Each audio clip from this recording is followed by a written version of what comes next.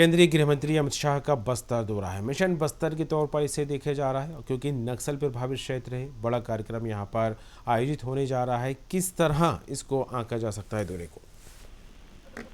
देखिए, निश्चित तौर पर ये केंद्रीय गृह मंत्री अमित शाह का बस्तर दौरा है, जहां पर जी सीआरपीएफ के स्थापना दिवस कार्यक्रम में शामिल होने के लिए छत्तीसगढ़ आ रहे हैं, जिसको लेकर तैयारियां पूरी कर ली गई है कि सुरक्षा चौकीदारी पर जवान तैनात होंगे और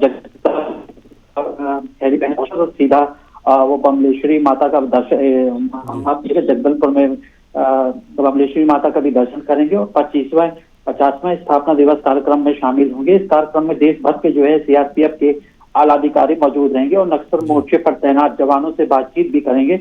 और अगर हम बात करें कि विधानसभा चुनावों को लेकर, तो ये भी एक अहम माना जा रहा है। इस दौरान वे भाजपा के नेताओं से मुलाकात करेंगे और आगामी विधानसभा चुनाव को लेकर रणनीति बनाएंगे। प्रदेश के नेताओं से विभिन्न मुद्दों पर विस्तार से चर्चा करेंगे। तो निश्चित तौर पर जिस तरह से अभी हाल ही में जो यहाँ विधानसभा सत्र चल रहा था, उसमें बीजेपी जिस तरह से हमला कर रही है नक्सली को लेकर, जो पिछले कई दिनों से वारदात बढ़े हैं, खासकर भाजपा के कार्यकर्ता जो नक्सलियों के निशाने कर रहे हैं और उनको मार दिया गया था। तो निश्चित तौर पर ये अमित शाह का बेहद अहम दौरा होगा। हालांकि इसको ऑफिशियल ही पूरी तरह से बताया जा रहा है, लेकिन निश्चित तौर पर बस्तर एक अहम इलाका होता है जो छत्तीसगढ़ की राजनीति की दशा और दिशा तय करता है। तो ये एक महत्वपूर्ण दौरा होगा। जी बिल्कुल, दशा दिशा चुनावी मद्देनजर देखा जाए, सियासी मायने भी इस दौरे के निकाले जा रहे हैं और कुल मिलाकर देखा जाए तो एक बड़ा संदेश देने की यहाँ पर कोशिश भी हो रही है। जिस तरह से मैं इसका आकलन कर रहा हूँ, क्योंकि नक्सल प्रभावित क्षेत्र है बस्तर और ऐसे में पहली बार एक बड़ा कार्यक्रम यहाँ पर इस तरह का आयोजित होने जा रहा है। तो एंटी नक्सल को लेकर जिस तरह से बात की जाए, तो नहीं लगता इस कार्यक्रम के बाद नक्सलियों को एक बड़ा संदेश मिलेगा?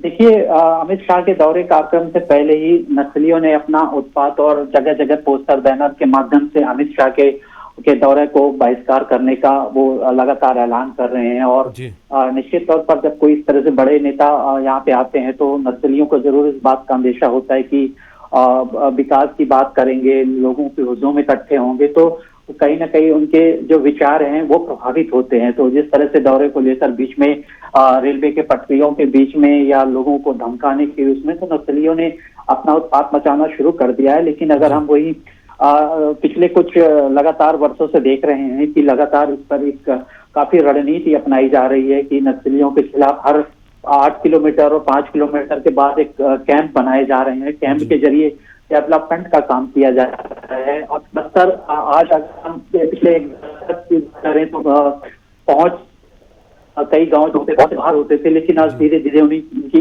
कनेक्टिविटी बढ़ रही है। तो अगर उस लिहाज से बात करें तो निश्चित तौर पर डेवलपमेंट की दिशा में बस्तर तो आगे बढ़ रहा है। लेकिन ये भी देखना होगा कि राज्य सरकार और केंद्र सरकार की रणनीति स्पष्ट होनी चाहिए, कोई विरोधाभास नहीं होना चाहिए, क्योंकि ऐसे मुद्दों को लेकर जब दोनों स्टेटों के बीच में तकरार होती है तो उसका खामियाजा आम लोगों को भुगतना पड़ रहा है। तो राजनीतिक लिहाज से भी महत्वपूर्ण है और नक्सल मोर्चे को लेकर भी बिल्कुल अमित शाह और क्या रणनीति बनाने में राज्य सरकारी क्या भूमिका होती है। जी बिल्कुल, राजनीतिक लिहाज से भी काफ़ी खास माना जा रहा है। हालांकि जिस तरह से आपने भी जिक्र किया कि नक्सल प्रभावित क्षेत्र बस्तर को लेकर बात की जाए, तो कहीं ना कहीं चुनावी मद्देनज़र ये क्षेत्र भी काफ़ी महत्वपूर्ण भूमिका यहाँ पर निभाता नजर आता है। वैसे में इस क्षेत्र का जो है राजनीतिक परिदृश्य के हिसाब से देखा जाए तो काफ़ी महत्व यहाँ पर बढ़ता दिखाई देता है। तो क्या लगता है अब तक जिस तरह से नक्सल प्रभावित क्षेत्रों में एंटी नक्सल ऑपरेशन को लेकर जिस तरह से कदम उठते रहे, उसका कितना असर यहाँ पर होता दिखाई दिया है? देखिए, असर तो दिख रहा है। पहले से शहर के बहुत करीब हुआ करते थे नक्सली और लोग आने से डरते थे और डेवलपमेंट का कोई काम नहीं होता था।